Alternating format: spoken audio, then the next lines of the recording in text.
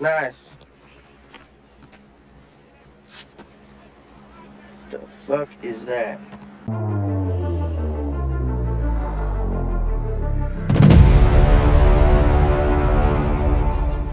Hey there, Justice 3 TV, it's me, Authorian, and welcome back to your daily dose of Marvel Strike Force. I hope everybody's staying safe and staying in and continue to be healthy. So, what a week so far. Probably like many of you guys making the adjustment for distance learning with your children at home. For all you parents out there, you know what I mean. So no videos last week because it was actually a pretty big adjustment in order to be able to get used to it. And there's only so much computer usage you can have in the house, and so now that I'm fully adjusted to the program, and so were my children's teachers, so things should get right back up on schedule for you. And today's topic is going to be another positioning video, except this time it's going to be in war. Sometimes a lot of teams, like specialist teams like this one, are going to have abilities that will drastically change their positioning tactics, within war. And nobody does it better right now than Red Skull and the Hydra. And so that's what we're going to be talking about today.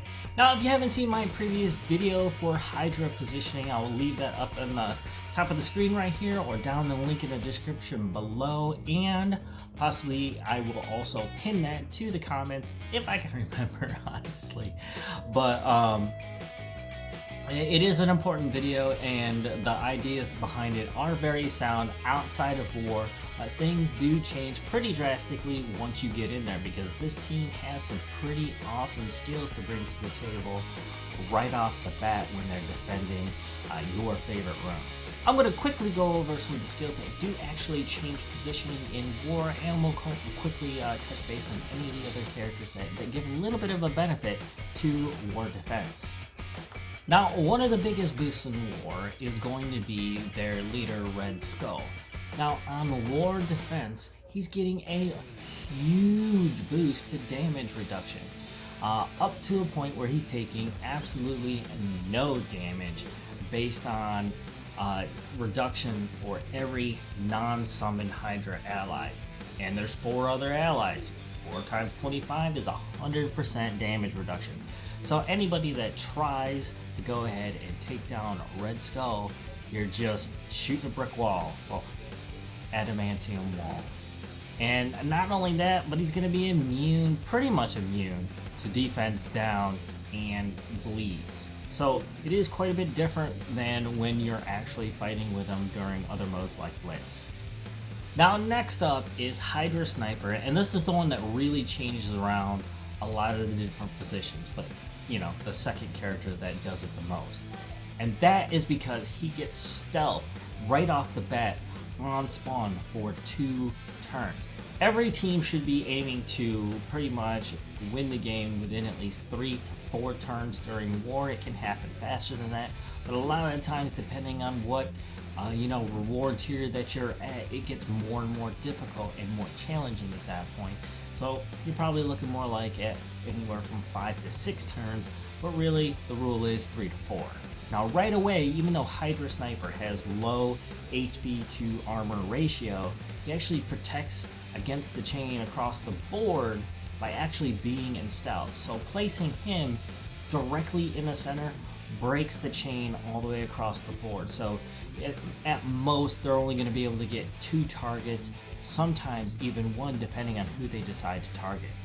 The next character we're going to talk about is going to be Rifle Trooper. Now, he does get a war benefit, and it's not going to be that huge, but on war defense, when he spawns, he's going to be getting an offense up right away for 2 turns. This is really, really good because his special starts off with a decent charge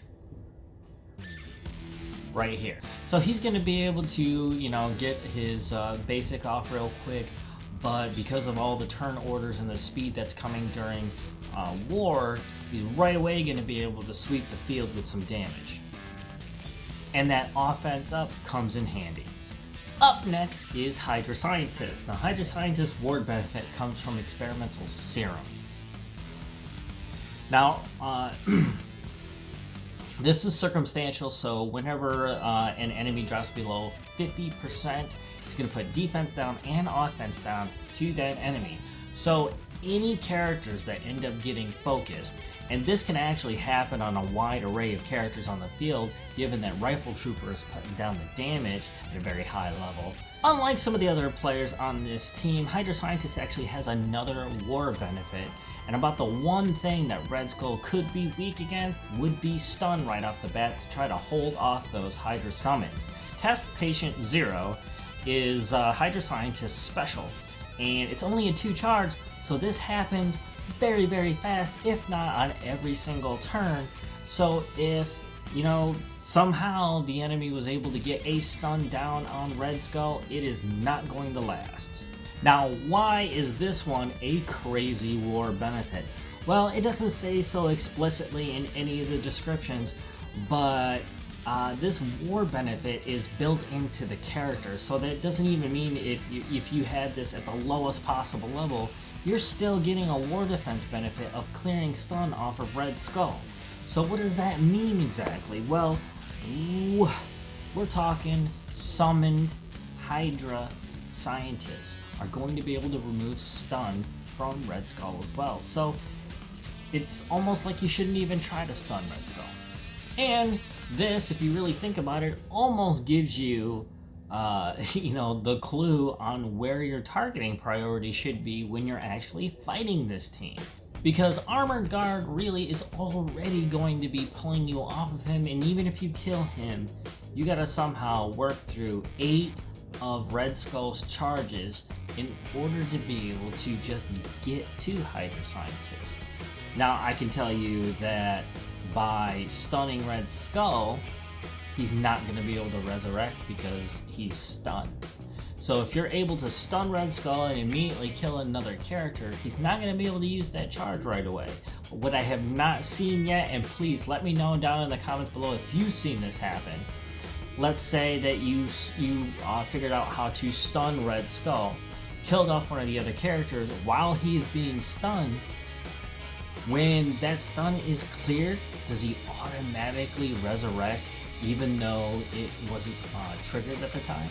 I actually don't believe so, but I don't even have to look at the description really, because I do believe that the charges can only be used on a non-summoned Hydra ally's death. Now, according to that wording, they should not be able to resurrect, so I would say that this clue is very clear that you should be trying to take out Hydra Scientists, but if you have any other targets in mind, you're going to have to figure out how to stun Red Skull first, and then take out another ally, and I think that is the key to defeating this team, really, because it's either that, or try to drain all 8 charges.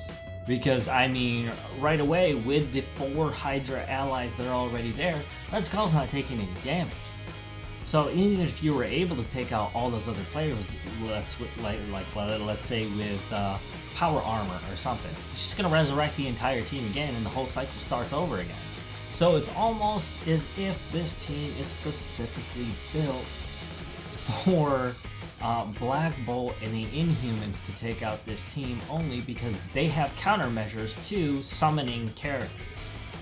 So beyond that, there's no other real huge war benefits that can be had by this team, but it does change their positioning quite a bit if you want to think more tactically about it. Now, I placed Hydra Sniper directly in the middle to break the chain from going any further than maybe 1 or 2 characters. Now, I did put Red Skull behind the tank, which is the Armored Guard, because he's taking 0 damage. So anybody that goes through the tank who's going to be taunting quite often, Red Skull's going to be taking no damage whatsoever, and it can't. The chain won't actually move beyond that if Hydra Sniper is already in stealth to begin with. Now that will change, by about turn 3, or if positive statuses get cleared real quick. But even then, the cycle just starts right back up, and being in stealth won't be that big of an issue at that point. Now, the two positions that can almost be interchanged, but this is the best configuration that I can foresee being the only way to play these positions, which is you're going to put Rifle Trooper all the way to the edge and Hydra Scientist in that corner pocket there. Now the reason why I did this one is because, one, Rifle Trooper, even over time as you develop this character, he will eventually have much more HP and already has more armor to begin with. So he'll be more defensible to begin with. So if a chain needs to go through and hit these two characters, they gotta go through Rifle Trooper first, and primary damage usually is higher than secondary damage is. And even so, Hydra Scientist HP to armor ratio isn't bad at all, actually. It's actually pretty good. And since they do have to go through Rifle Trooper first, it could actually instigate that on revive damage. So there you have it. I do believe this is the only configuration that you could possibly use during war defense, given the special war defense benefits that this team actually provides Red Hydra. So what do you guys think about my positioning in war? Is it a good design? If you have a better idea, please let me know down in the comments below. I would love to see your configuration and the reason why you put those characters in that place. I do believe, just looking at the abilities that these guys have, this is pretty much the only way you could do it, or the reverse image of it and just flip everything over. You wouldn't, there's no real reason to do that unless you like the look of it.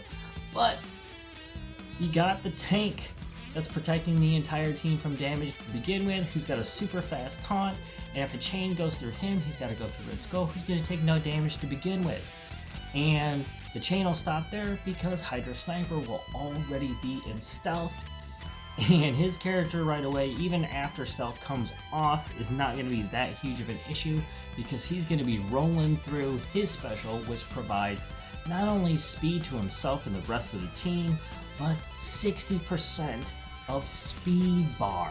60% of speed bar to every Hydra character out there is a massive move.